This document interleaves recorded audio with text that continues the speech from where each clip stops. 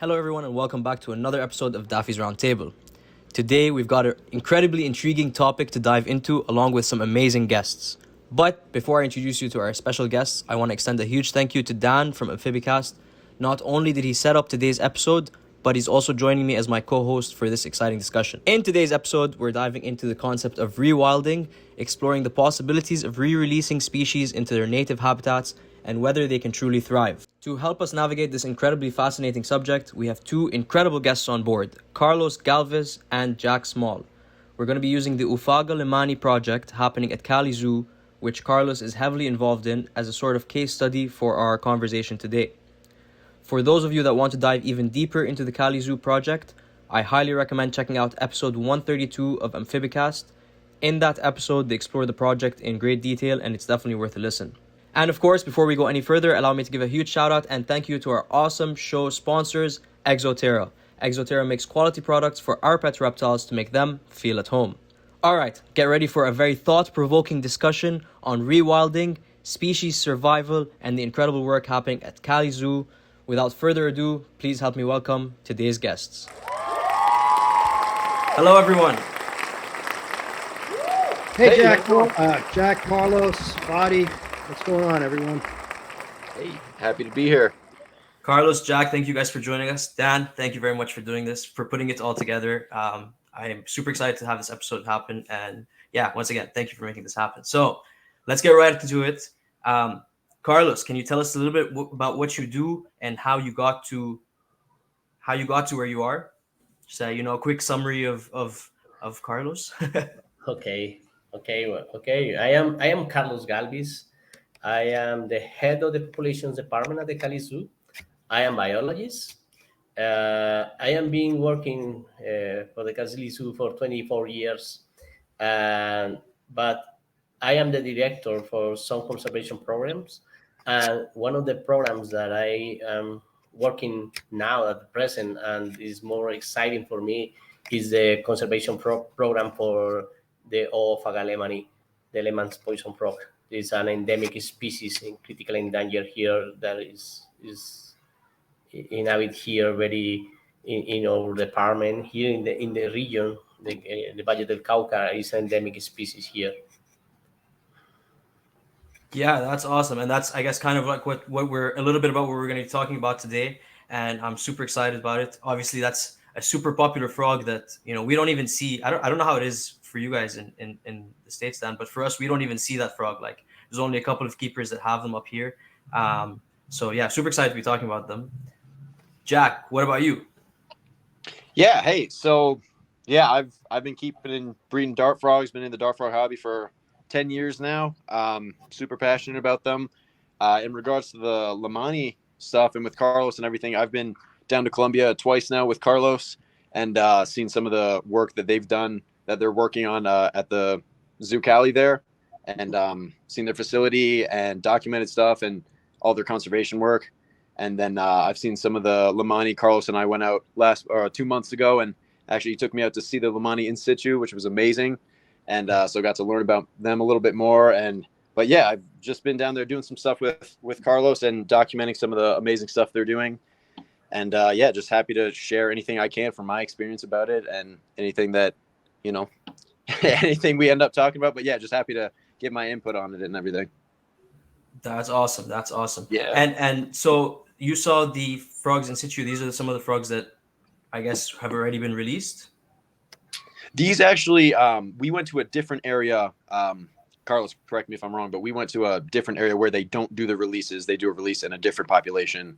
And we went to a different area where the Lehmanni also exist, but just a different population.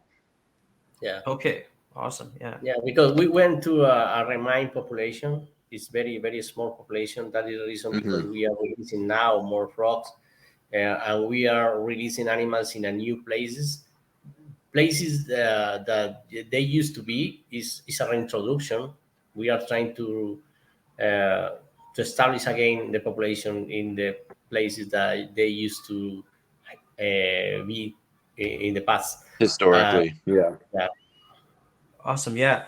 And so maybe can one of you walk us through a bit of like how so for everyone listening, if you haven't already, go check out the Amphibicast episode with these guys. It's an incredible episode, and they go very well into detail about the Oophaga project. So we don't want to go too much into the same details. We're gonna kind of play around it, kind of talk about rewilding as a concept, and then touch on some of the awesome work that Carlos is doing. But could one of you maybe walk us quickly through what the project is and how it works? Yeah, Carlos, that's all you. Okay, we had a agreement with the Wildlife Conservation Society, and we at the beginning in 2017 we established a conservation program for the amphibians in Colombia, but we didn't know exactly about the strategies for each species that needed these kind of strategies. And one of the strategies is the ex situ strategies. But in the Cali Zoo, we have an amphibian lab, but at that moment, we didn't know if it was necessary to establish a breeding program because we don't have enough information here in Colombia for many species. We brought together many experts here in Colombia. We meet all of them at the Cali Zoo. We were working for 3 days with the amphibian art help us with this workshop, and with the information that we have, unfortunately, the Universidad del Valle and some researchers get a lot of information about the Oophaga Lehmanni.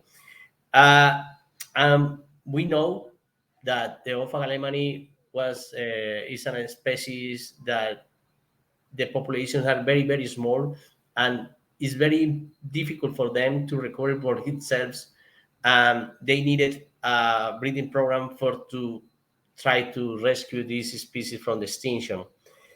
At that moment, we didn't have population of Oophaga lehmannins.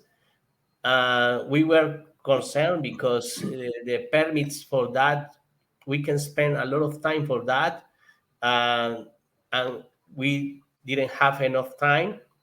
But we were very lucky. I don't know, lucky, because some months later, one bag with around 200 frogs appeared in a bathroom in the Bogota airport in Colombia.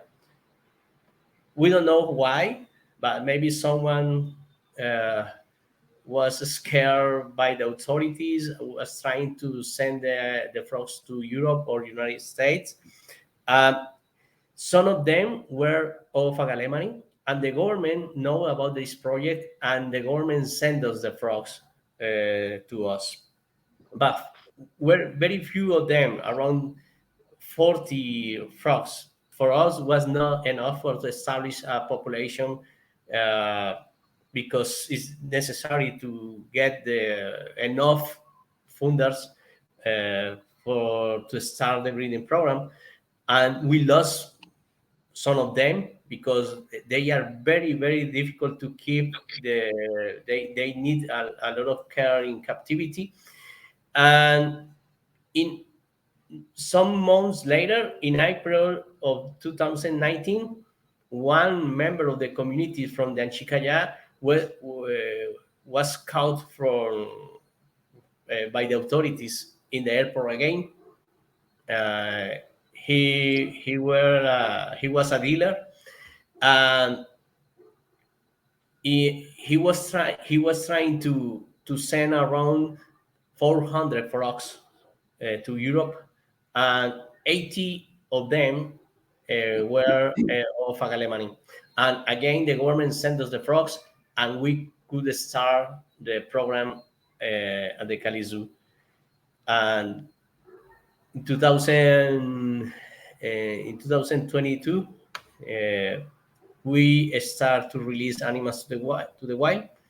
The last month, we made the third release event. We are releasing in three opportunities. We are releasing 89 frogs to the wild. But we are waiting for the outcomes. We are monitoring the frogs. with the communities. I have some professionals there also trying to monitoring the frogs, but just we are in the process. We don't know exactly what is going to happen in the future. We hope to be successful with this.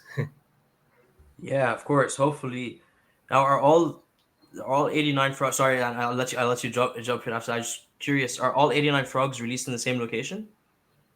Yeah, we chose a first location because before to do it, we spent around 6 months doing some research there, trying to find if the place were available for to release the frogs.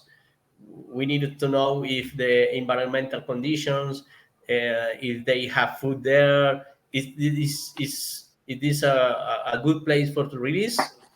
Uh, and we know another two places more, but we start with the first place, and we are trying to release around 100 frogs there in order to know if it's okay, and is not working, we are going to release to another place. Is we are your we just we are starting this process, but we are working now until now in the first place. Carlos, if I could just ask, one of the big takeaways from the interview that you and I did with Jack a few months ago on my show was the challenges associated with rearing. I'm trying to think of the best term, but rearing wild caught Oophaga Lehmanni in a captive setting for reintroduction, as opposed to raising captive Lehmanni to be kept by a hobbyist. And it really stuck with me the difference between the two animals, where we've sort of selected for an Oophaga Lehmanni in the hobby that's more tolerant of human error, whereas the wild Oophaga Lehmanni that you work with are a lot more fragile and a lot more sensitive and need a lot more care. So I think that what Fadi and I want to kind of get into is how fragile they actually are, and how the efforts of working with wild frogs and putting wild frogs back, as opposed to working with captive frogs and putting captive frogs back. I just wanted to ask you first, though, and I know it's a sensitive subject. I know you guys really don't want to compromise the security of the area that it was released, but did you release them into an area where there already were some existing populations of Oophaga Lehmanni, or did you release them into an area where they had been completely wiped out?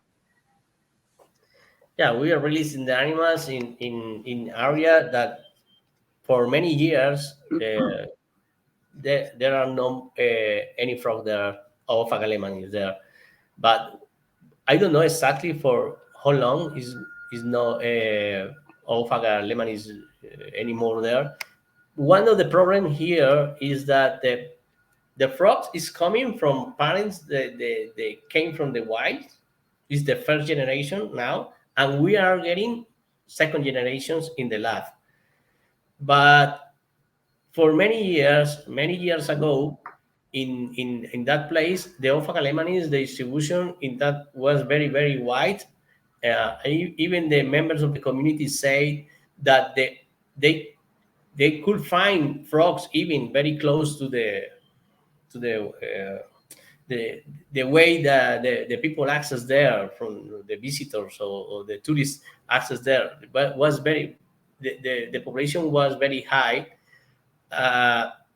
But when they start to get frogs, is in the 60s around or 70s, they brought or they catch around 1,000 in one day, and they caught a lot of frogs. And for many years that place is empty. No population of Oophaga Lehmanni there, and that place is changed because some farmers use the land for livestock, for crops, even for illegal crops. And again, some places is established again has a forest. Maybe it's a secondary forest in some places. We don't know exactly if it's okay for the frogs or not. Um, One of the problems that we have is the frogs is not with toxins. That the frogs that we are releasing, we are trying to release very very young frogs in order that they can get the toxins in the wild. Sometimes we are releasing frogs more some months more old, uh, and the problem is the uh, the red or the color is not so bright, and is maybe they are more it's more possible that the predators can get it. I don't know exactly. We don't know exactly what is going to happen with this population, and we are learning about it. It's not easy, we know,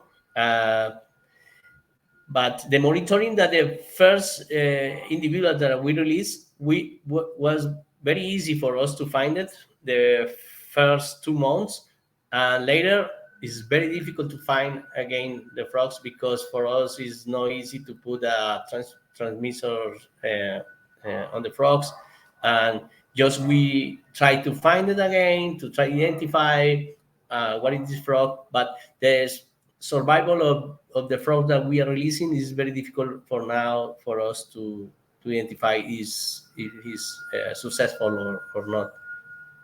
No, Just go ahead, Jack. I was just going to say one of the things that you mentioned, Carlos, just in the past when we've been talking. So I think last time when I was there with you, you guys were talking about how, I think it was Margarita mentioned, who's the head keeper in the amphibian lab at Zoo Cali. She was talking about how, because you mentioned the color being different and how you like to release the younger animals to give them a chance to color up. And that's a big topic and one of the things I'm most interested in with the wild versus captive bred Lehmanni. But she mentioned that after even 2 weeks, when they went back and saw some of the animals that they had released, the color was significantly more red and more saturated at one of their captive animals. Mm-hmm. Because as you may know, I'm not sure if this is general knowledge and, you know, maybe a more specific thing, but just for everybody listening and for you guys, when for Lehmanni specifically, when they're captive bred, for some reason, whatever it is, their colors are just not as nice. And when you go in the wild and see a wild individual, their colors, it's night and day difference. And so that's one of the things that I'm super interested in. And that's one of the cool things about, you know, what they're doing is we can kind of get maybe more of an insight on that and why that is. But yeah, she told us that even after 2 weeks, their captive bred animal that they went and found had nicer color, which is just super cool. So just something I wanted to add in. Yeah, that was kind of like one of the other things I wanted to segue into was also how Lehmanni, or really any dendrobatid in captivity, is going to lose the toxicity. And in the case of Lehmanni, as you've pointed out to me, and I've heard from other hobbyists, is that the color doesn't maintain that high saturation of red, or I know you guys are working with red Lehmanni, but also orange and yellow. So it's kind of it's kind of a rabbit hole that you can go down, because you have to ask yourself what wild conditions go into creating this perfect situation where you have, of course, a frog that was technically born in captivity, but is of realistically very close to wild stock, and is reintroduced, and then very, very quickly retains its wild habitat, its wild coloration and whatnot. So, like, my argument is that at this point, what we're keeping in the hobby is essentially a different animal than what's in the wild, just by virtue of the fact that, I mean, Carlos, I think you'd mentioned to me that the exportation process from Colombia out of Colombia to other countries, within Central South America, whatever, you guys have a very, very specific climate where these Lehmanni live, and moving them outside of that climate or shipping them in general can be stressful. And then the individuals that die off are really only those that are hardy enough to live outside that climate. So if you want to be kind of a purist, you're actually, by exporting, you're kind of selecting for frogs that are further away from the wild type, just by their inability to survive outside the biome that they evolved in. So I mean, Carl, what are your thoughts on that? Yeah, I think one important thing is the genetics also. Um, we know that maybe the founders that we have is not and so high genetics because the population is so small. But we try, the population that we keep, we work with some softwares that help us to maintain the genetics and demographic population. We can choose the males and the females that we are going to mate, and in order to maintain the genetics from the population that we start to work. But the genetics from the animals that is maintained as a hobby, we don't know exactly what is the genetics. Maybe is a better genetics that we have because they were sending before the problem that we have now, that is more population that we have in the natural habitat now, and is the individuals that we established, the founders, maybe we lost a lot of genetics, and maybe we have another populations in United States or Europe with better genetics that we have. But the problem is that the people that maintain them as a hobby at the beginning, I think, I don't know, don't know so much about it, but maybe they more interested to keep the animals and to maintain a population, but it's not worried so much about the genetics, because at the beginning they don't thinking about maybe this frog is going to help the population in the wild, and we are going to release maybe animals to the wild. Is a hobby, is just for maintain the animals. Now the problem is to maintain a population in long term. Yeah, I think 100%. so. I mean, one of the things that I really like about the dart frog hobby is that, um, obviously, so people keep different locales separately. So the red Lehmanni people would not mix with the yellow Lehmanni, or at least you'd hope they wouldn't. But for the most part, people don't do that, which is cool because then, in cases where if a frog does go extinct, then we have the same frogs genetically as what you'd find in the wild because people try to keep them pure. Mm. But as far as pure as in the locales, pure locality, but people do try to also breed unrelated frogs to each other, try not to breed siblings. But you're right, it is a hobby, so not everybody is as concerned about like maintaining the pure genetics to be able to potentially help with a project like this. But but what I do like about the hobby is that there are people out there that do care about that and are interested in that. So it's cool that we have in captivity in the hobby the exact frogs you would see out in the wild. We have the exact same ones in the tanks in our homes. So, and they're not Yeah, all mixed and muddied up. yeah. One important thing is that we at the Cali Zoo, we are keeping the only population in captivity. We prefer say under professional care,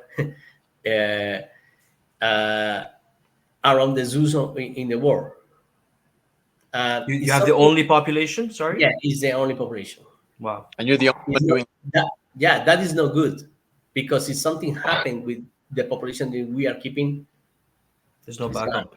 Yeah. right. Which is why I think it's important the Yeah, people in the hobby, maybe one you option know, that we could have in something happen with the population we are keeping is the Mhm. animals that is maintained as a hobby, is a second opportunity that maybe we could have in the future. Maybe yeah. it's important. It's important because it's the to release animals to the wild at this moment is the only option that we the species have for to be rescued from the extinction from the Yeah. extinction.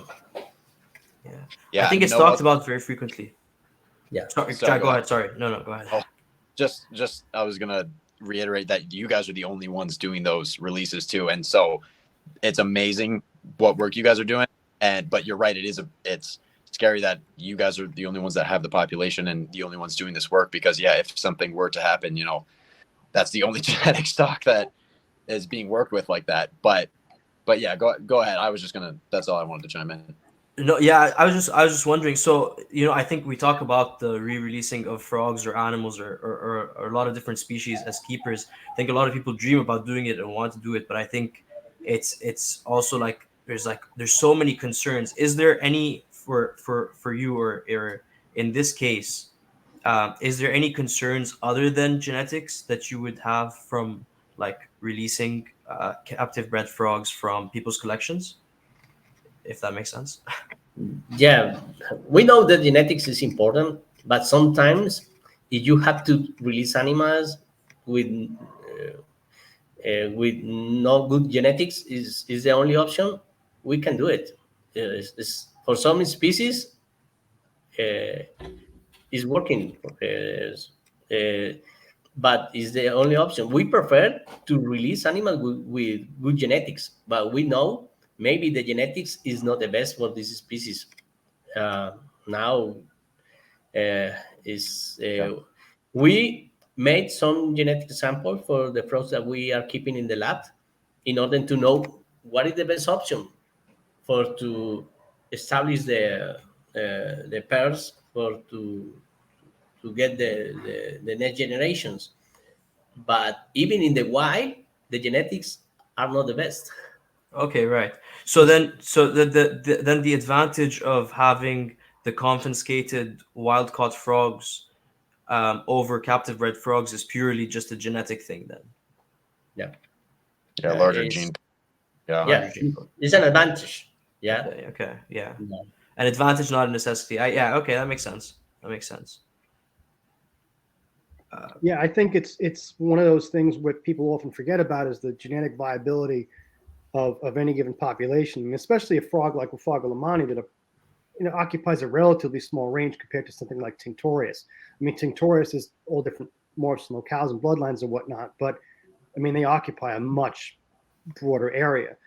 So with something like Lehmanni, I feel like with some of these small species, it's so easy to overlook that genetic component, and you have to ask yourself ethically, well, do we want a red and black frog where there used to be a red and black frog, or does it have to be genetically identical to what was there before? And my thought process was this: here in the U.S., we've had some reintroduction efforts that have been by and large very, very successful.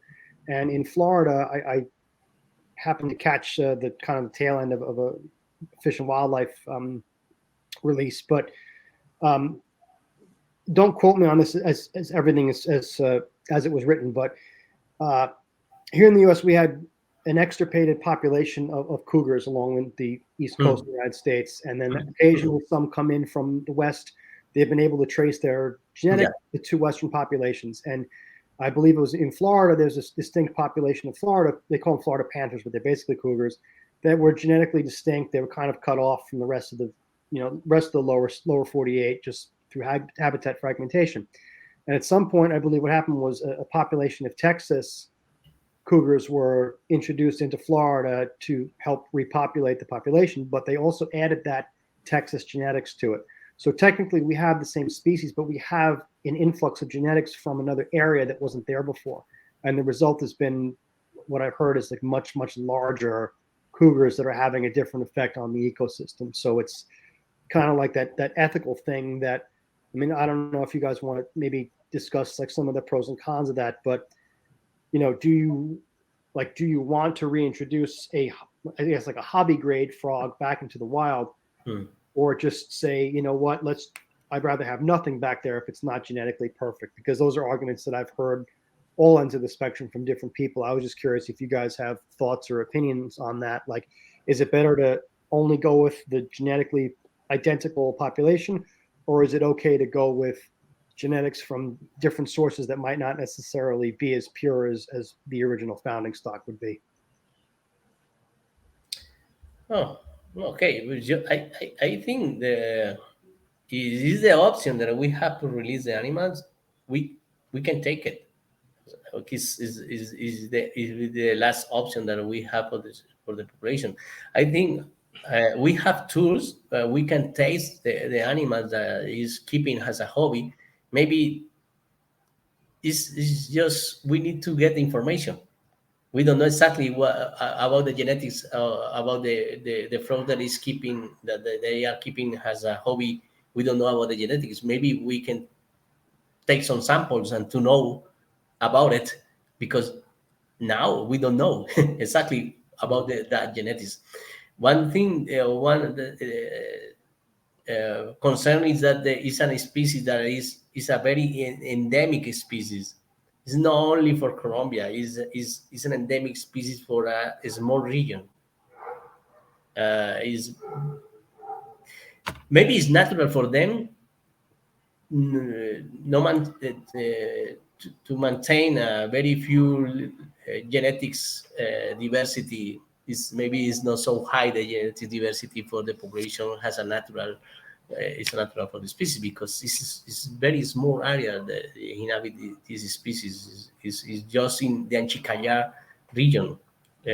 Jack knows the place is a very small place with a very special ecosystem. There is no Yeah. you can find another ecosystem like this in the world. It's Very Okay, unique. yeah, that's interesting. Dan, for your about your question about whether it's better to release genetically pure animals or none at all, I think that might come down to kind of ethically how you view it, and I'm sure people have different opinions on that. But I think I think that's really cool what Carlos is saying about doing genetic tests, because if something were to happen in their collection, they didn't have their wild caught stock anymore, and we were forced to work solely with the frogs that we keep in the hobby in Europe and the US. It's interesting that we could just do genetic tests and be able to see if they are still similar to that of or the same as the genetic material that they have of their wild stock.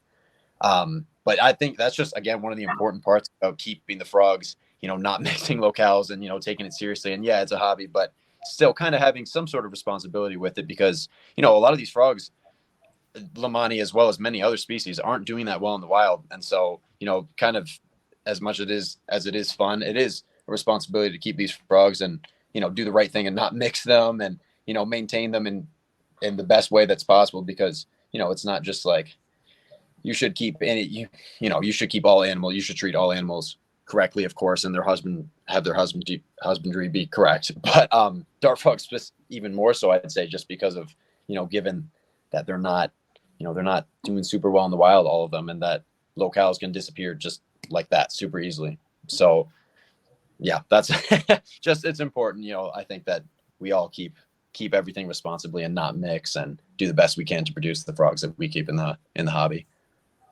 100%. And then, okay, so from the other aspect, you guys are releasing the frogs, and obviously now you're going to monitor them do well. But is the project doing anything on the habitat side as well? So are you is there any habitat reconstruction or conservation so that I guess it doesn't happen again, so to speak? Yeah, one of the members of this project is the community.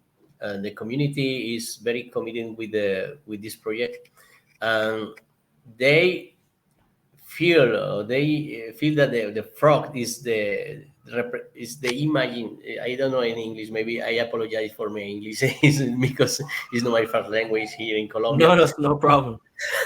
But the frog for the people in the community is very important for them.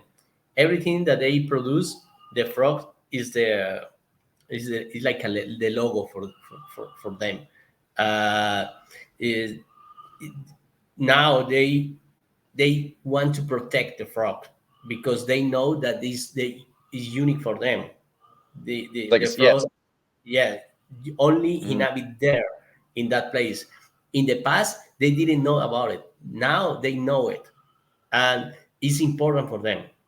Even they feel very proud about this species, and now they are trying to recover the habitat. They protect the habitat. Even some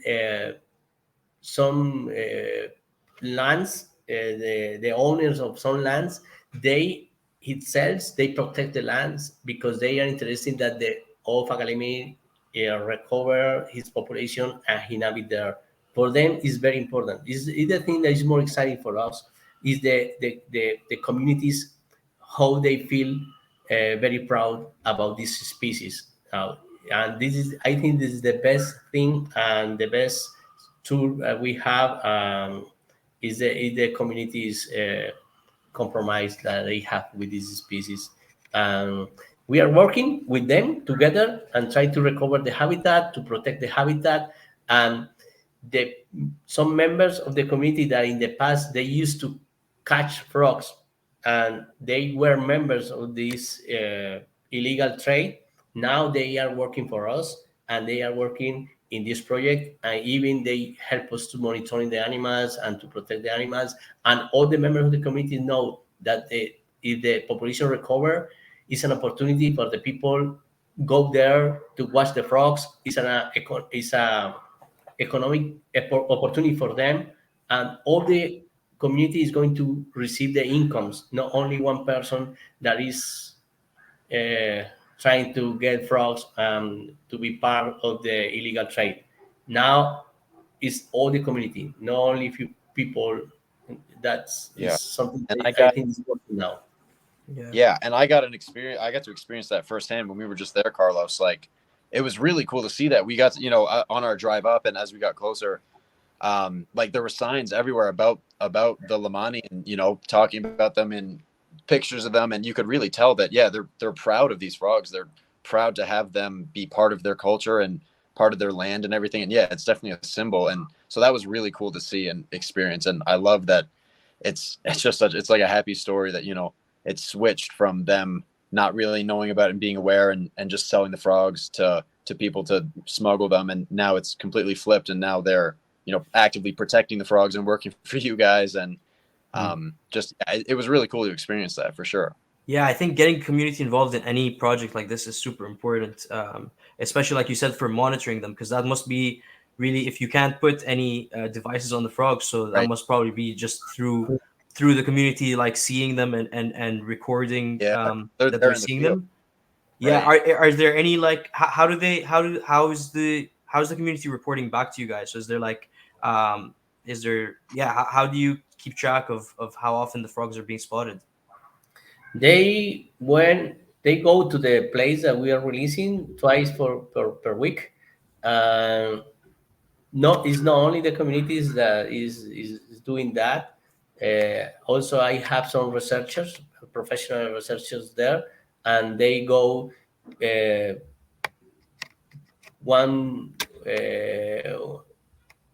one time per month around, and the communities gave us the information that they get. We train the communities to do it. They know how to do it. It's not only they go and watch the frog. They are no training, and they send me also. If someone of the communities watch a frog, he send me the picture or send me a message, and they know how they can do the report.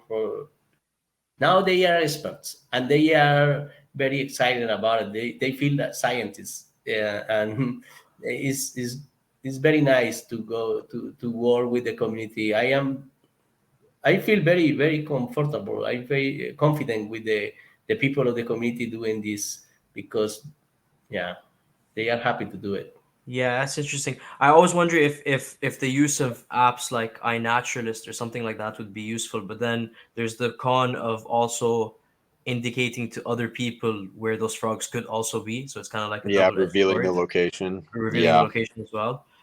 So I was wondering how that was done. But yeah, that's super interesting. Yeah, I'm curious as to how you maintain the security of the area. I mean, obviously, I'm sure the best thing is just don't tell anybody. But another question that did come to my mind was when we talked about rewilding, if there's an area where a species has been extirpated from, oftentimes another species might come in and assume that niche.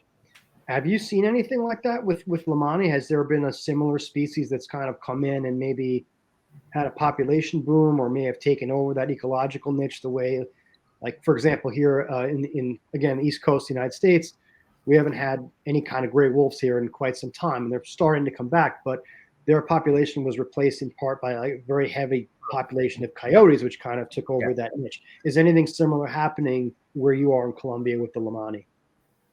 Oh, okay. No, we don't know now. We are not seeing another species that replace the ecological function for the Oophaga Lehmanni, but maybe it's possible because that place is destroyed. Also, it's very difficult for another species established there because many people that are right there for many years they use the land for livestock or for even for illegal crops and for legal crops also but uh,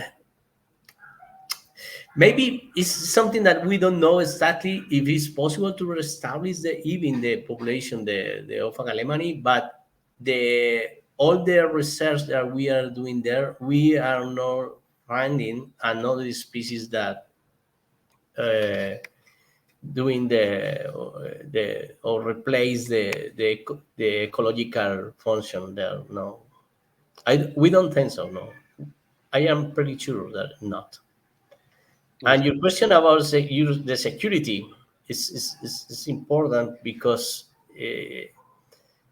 we have in Colombia some problems with the illegal with the groups, illegal groups, because we have a fight between the army and the guerrillas, and in that place the FARC is a guerrillas group. They are there is a territory that they is I don't know how to say, but is all the communities or many things that you are going to do there is you need to ask to them because They sort of run the area. yeah yeah Okay. Yeah, it's often yeah you can't always access that the areas that the Lehmanni found, which could be a good thing. You know, it prevents people from going in and just taking the frogs because you can't always go there because it's not always safe. Like Carlos was saying, the guerrillas and the political conflict and everything there. So that is one deterrent for smugglers, which does work in the favor of the frogs, but and Have they're their own also security system. yeah, right, exactly, yeah.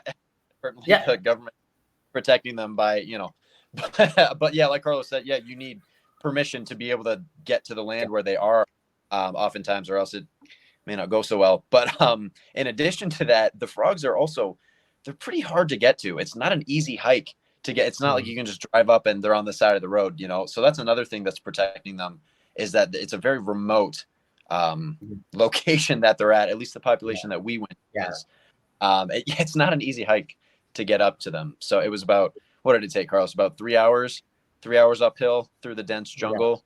And that's just, and at one point towards the end, we were just walking through and I was looking around and it's like, geez, we're really in the middle of the jungle here, So not, and we had, Carlos, I'm sure, knew where we were, and we had a guide as well helping us to be able to actually locate the frogs, because otherwise, they're they're quite hard to find. So yeah as a scientist it's a risk that we are taking because in any moment sometimes we had problems even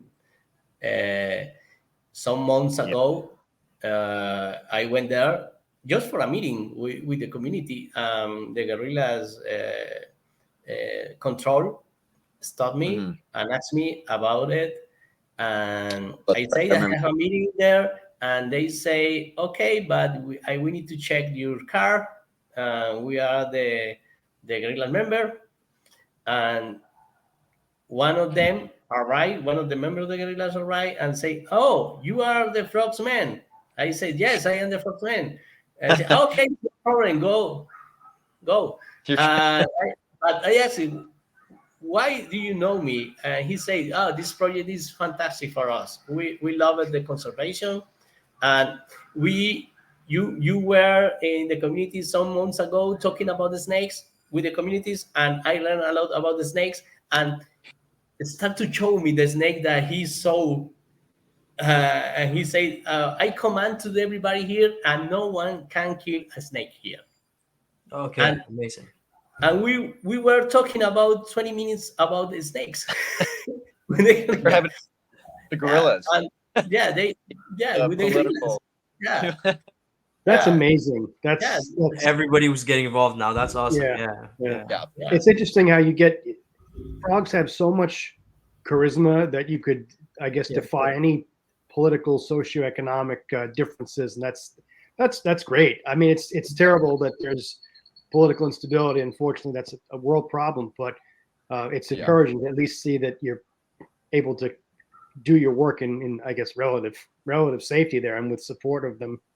Yeah, that's true. But this week, 2 days ago, we had to go to the place to do some research in the new places that we are going to release. And my researchers have to come back because the army arrived to the place, and the community said, "Oh, it's very, very, very dangerous now. You have to come back, and we cannot work these days." It's something that happens frequently to us. The war here in Colombia can affect some outcomes that we need to get at about this project. But is the passion is for this work. We don't think about the risk. Just we want to do it.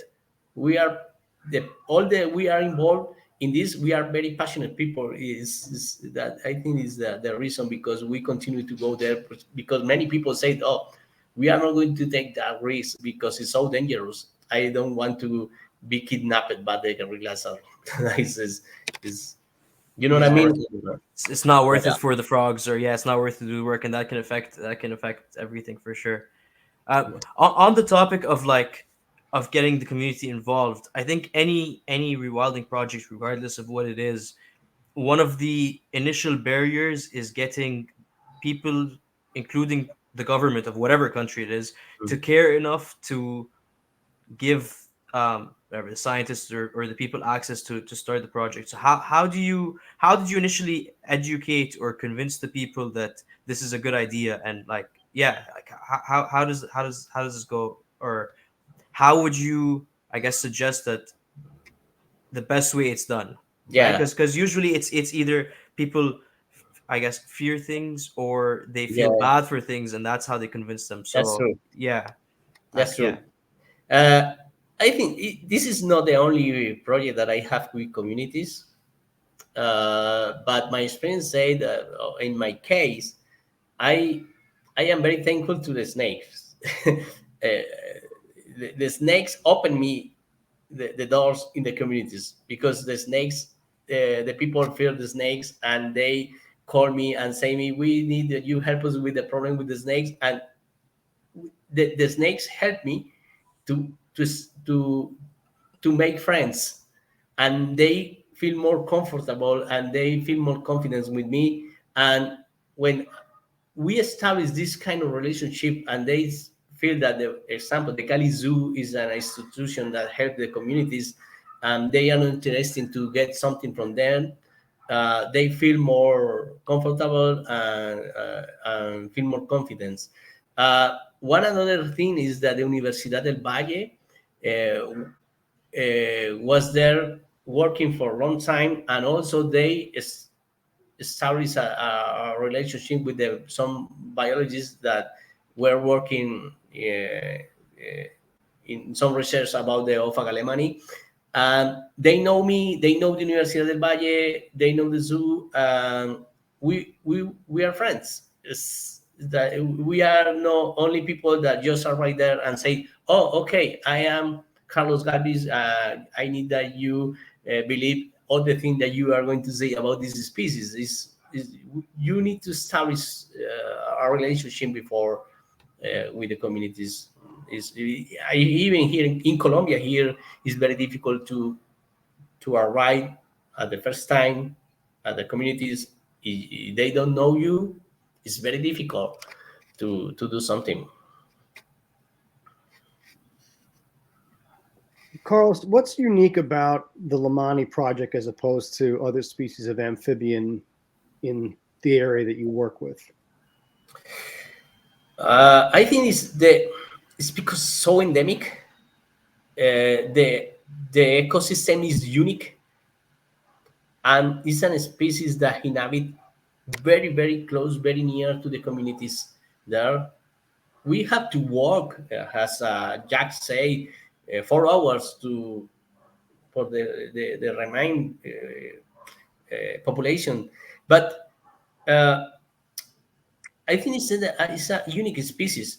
It's a species with, even you know that you want to keep them in captivity.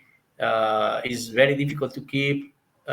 Is many challenge that we have in this project. Not only to keep the population under professional care, is also the what is going to happen in the wild, because we don't have so much options to release, because the area is so small. It's different to another projects, because maybe you have another options. The distribution maybe is more wide, that you have another opportunity to reestablish. Here is doesn't work.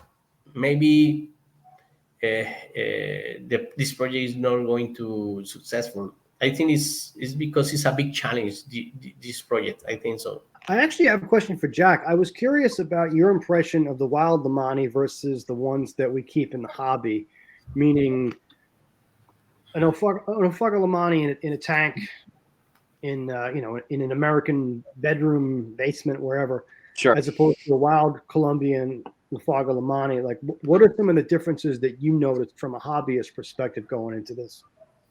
Man, it doesn't compare. They're just, I mean, the Lehmanni that we keep in the hobby, beautiful, beautiful frogs, of course, but seeing them in the wild like that, it's amazing. They're just, obviously, like I had said before, they're just so much brighter, just deeper saturated red. I feel like their blacks were just even more jet black, dark, and the perfect white toes. Like, it just seemed like the perfect Lehmanni. Like, what you would strive for in captivity is what you end up seeing in the field like that. They were amazing. But one of the things too that from seeing them, again, yeah, it was a hard hike up there, a long drive, not an easy thing to do. Very, very grateful for the experience to get to see them, because it's not something that many people get to do. And I have a new appreciation for getting to see them in basements, bedrooms, whatever. Just having them in the hobby just gave me a new appreciation for it, because yeah, they're hard to get to, and there's not many out there.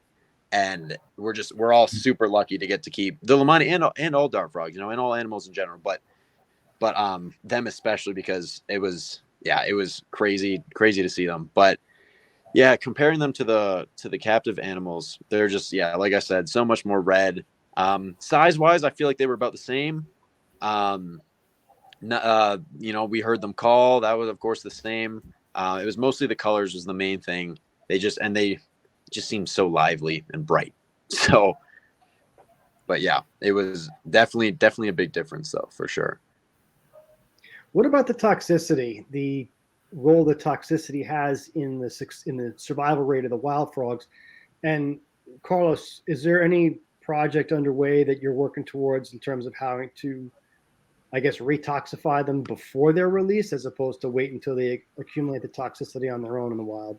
Yeah, it's something that we are thinking. We are waiting to establish the population, and we are thinking to test the frogs in order to know if the toxicity is getting in the population. But it's something that we are going to do it with the population that we are releasing. Just we are waiting, because it's due time for to start to do it, but it's something that we are planning to do. Do you know exactly what it is or like what the food is that is getting them to toxicity? Yeah. We know about another species that is some kind of ants and some beetles also, but for this species we are not sure. We need to research more. We know about the items that they eat, but we are thinking that is some species of ants that they can get the toxicity. But it's something that is interesting to know.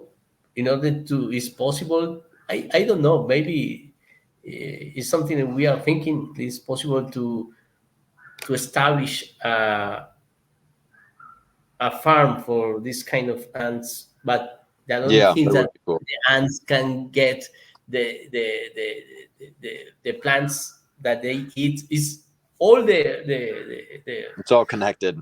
So yeah, yeah, it's it's all Yeah, like it constant. would be Yeah, cool to culture to try to yeah, culture it's those ants or yeah, whatever that's what I whatever was different wondering bugs if it they would be are. possible. Yeah. Yeah, But then it's yeah, like, yeah, okay, you may be able to culture them, but then they may not be getting the same yeah, diet and the same conditions for them to be exactly, able to have exactly, the toxins. So right. exactly. it'd be a really interesting project for sure. Yeah, Guys, there was a movie in the late '80s with Sean Connery called The Medicine Man, and it's a little kind of hokey pokey by today's standards, but in the movie he was a doctor in somewhere in the Amazon, and he had found a cure for cancer, and he somehow there was land development going on where the area that he found it was being destroyed, so it was kind of a race against time. And he originally thought that it was a bromeliad, and the bromeliad only grew on one very, very isolated place. And to make a long story short, he found that it wasn't the bromeliad; it was actually the ants that were feeding inside the bromeliad that were somehow imbuing this chemical into it. So but I mean, I'm sorry, it's kind of a crazy analogy.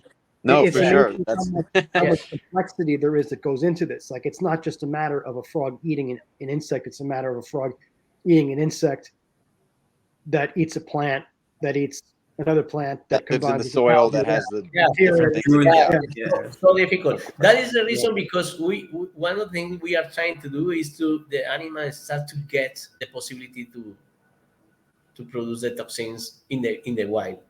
Hmm. It's for now is the best way that we think Yeah, is we can get it. This yeah. So, Carlos, that's a big challenge. Is there any other big challenges that you've had to face throughout this project? now is, I think, is the more uh, urgent project because the situation of the Oophaga Lehmanni is the worst.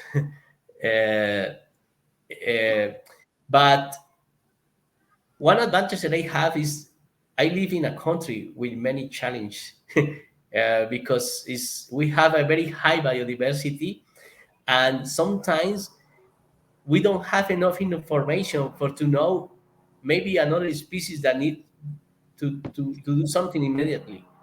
That is the challenge. We need more to get more information for many species. Uh, the amphibians in Colombia is, we are sure that they are threat, but maybe we are losing species, but that we don't have enough information for to do something. Uh, yeah, that is the challenge. Yeah, yeah, And another challenge I know that, if I can chime in real quick about one of the challenges I know they had was producing the frogs, because Lehmanni are not easy frogs to keep, but then never mind breed. yeah, And of course, just like anything in the beginning, there's a learning curve, and in a very relatively short, amount of time, they've done a fantastic job with producing the Lehmanni at the zoo. Like, Carlos, you guys, I think Margarita told me that you guys have like 10%, or like 90% success rate, only 10% deaths, which to some people may sound like, oh my gosh, 10%. That's a very small number, Yeah, especially when working with frogs as sensitive as Oophaga Lehmanni, because in captivity, everybody who keeps large obligates, the large Oophaga knows, things don't always go to plan. They're not an easy frog to breed at all. And so for them to have like 90% success rate is astonishing. That's really good job. And so their husbandry is just down, like they've got it down, as good as it can be, I'd say. And they're just doing a fantastic job breeding them, which is, obviously a huge part of it, having enough frogs to be able to release and having healthy frogs to be able to release. So they're doing a fantastic job with that. yeah, yeah. What another thing important as Jack said is in Colombia we are few zoos. It's not the same situation that you have in United States. You are more than 300 zoos. We are few here, Yeah. around 50, and the facilities on that zoos is very in these zoos is very difficult they can keep the frogs, because to maintain the frogs is necessary special facilities. Right. And The resources that are needed.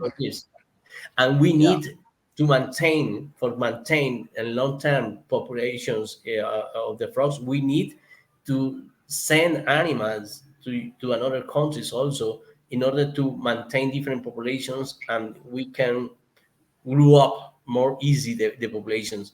And one of the challenges that we have is that the Colombian government is not easy with the Colombian government, that they can give us the permits for to send animals to another countries. It's very difficult because they feel that is the genetics is losing from the country, but they don't understand about what is the rule that we have in the zoos around the world in order to keep populations in captivity for to save species from extinction.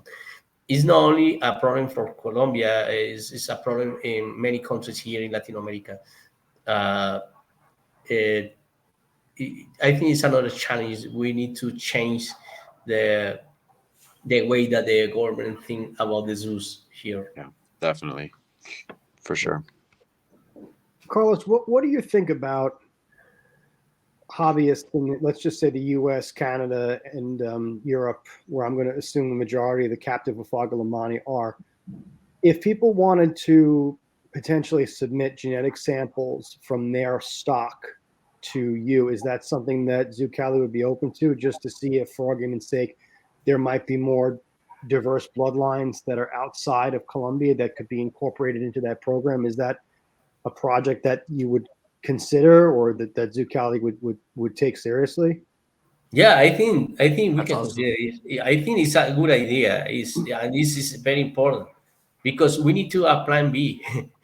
we need another option. If something happen, it's an option that we have for the species. Just we are thinking in the species, not only that we can feel the Cali Zoo or Wildlife Conservation Society or this kind of alliance save the species. Is the species, if this species disappears, it's for everybody. No, it's for the world. I think if has many people, institutions, whatever, can help this species, is the best for the species. I think it's a very good option. It's a very good idea. Just now we are thinking about it. I didn't think about it before, and now after this meeting, it's something that we start to thinking that it's a very good option.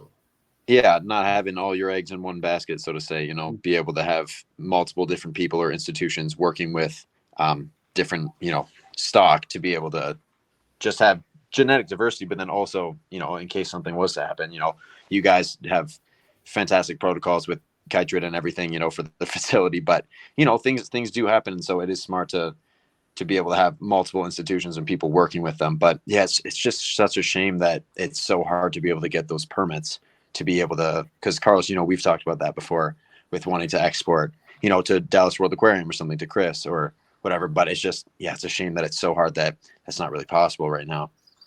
And I assume collecting from the wild a few more frogs is also not an option. Like, is there just too little now at the moment to collect, or? Maybe if it's necessary, we have to do it. It's no problem. The one thing is that the government is involved in this, and the government support this project, and it's something that we need to do it. I know that we can do it. It's no problem with the authorities, because the authorities they are members of this kind of project, of this alliance. Yeah. Awesome. Okay, well, maybe we'll wrap it up on that note. If anyone around the world is listening to this and has Oophaga Lehmanni, you heard Dan, go send samples to Carlos. But no, for real. Thank you all so much for doing this, Dan. Thank you for setting it up. Maybe we'll go through it. Carlos, can you let everyone know where they can find you and where they can keep up with this project? Oh, sorry, I was just saying, can you let everyone know where they can find you and where they can stay updated with what's happening in the project? Yeah, sure. Yeah. So yeah, like your social media stuff, like Carlos. I mean, there's the Instagram page for Zoo Cali, right? There's you know, you're on Facebook and stuff like that. Yeah. Just yeah, I Or, think, or if you want, maybe you could just send them to me and I could put everything in the description as well. yeah. Or if people Yeah. want to reach out to me too, I'm sure Carlos is happy to talk to people. And I can put you in contact with him as well. Just whatever. I'm on Facebook. I'm on Instagram. Just my name, Jack Small. You know, there's lots of stuff online. We're trying to make it even more public and known, so that way people know what, you know, the amazing work that Zoo Cali is doing for conservation for the Lehmanni. Yeah. Yeah, no, hopefully sure. this project grows and more people start to know about it and hopefully Yeah, it's a definitely. success as well. For sure. Yeah. Definitely. Yeah. Well, thanks to, I mean, number one, Fadi, thank you for having me on. It was a lot of fun co-hosting this with you, and I've been really wanting to elaborate on some of the topics that Carlos and Jack and I discussed on when I had them on Amphibicast a while back. So thanks for giving me the opportunity to interview them with you and kind of develop the concept of rewilding. And I think we've covered a lot of ground. I think there's a lot of interesting stuff out there that can be that can be worked on. And I feel like contributions from hobbyists is going to be I think that has a potential to be a very good positive force for this. Awesome. Yeah, I absolutely agree. And yeah, for sure. Thank you, man. And like, as I said earlier, everyone go check out that original episode that Dan did with Carlos and Jack. It was a really good one, and they went into even more detail about the actual project. But yes, so once again, thank you all very much. And to everyone listening, thank you for listening. We'll see you on the next one. Thank you very much.